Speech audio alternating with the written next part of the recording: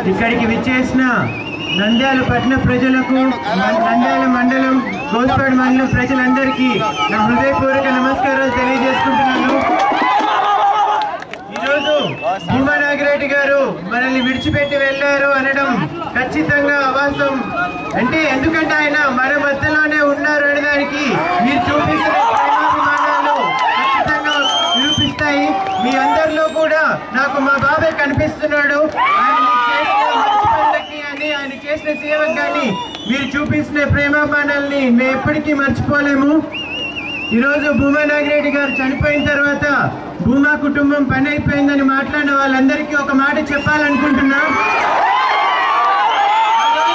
మా నాన్న చనిపోయిన తర్వాత భూమా నాగిరెడ్డి గారు కూడా ఇదే స్థానంలో ఉన్నారు.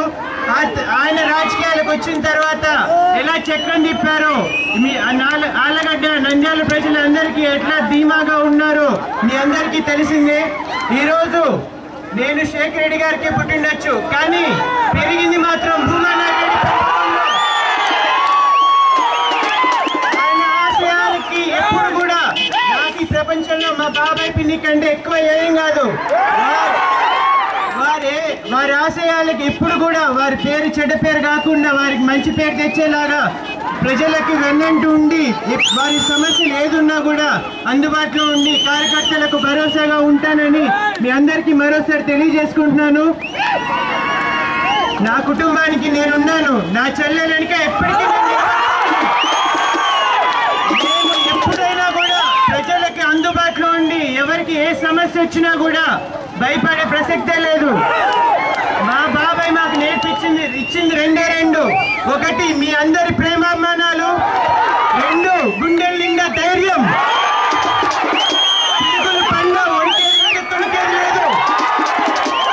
నా చెల్లెలంటే నేను ఎప్పుడు ఉంటాను, నా కుటుంబానికి నేను ఎప్పుడు అండగా ఉంటాను.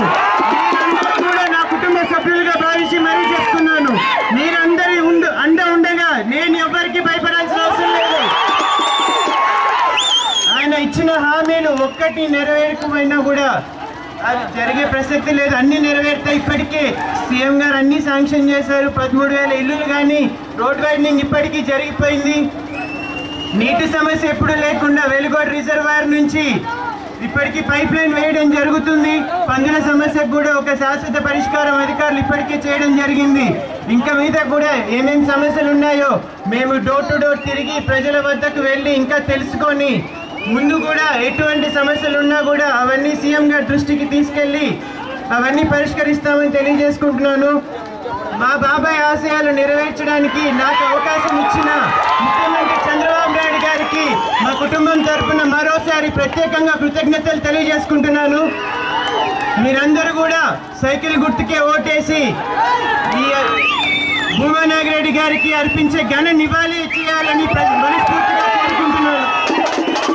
అంతు చిక్కని రహస్యాలు, మరెన్నో మనకి తెలియని పురాతన కట్టడాలు, వాటి వెనక దాగిన నిజాలు, పూర్వీకుల ఆచారాలు, మరెన్నో మూఢ విశ్వాసాలు, ఇలా కాలగర్భంలో కలిసిపోతున్న రహస్యాల కొరకు సబ్స్క్రైబ్ చేయండి రహస్యవాణి ఛానల్.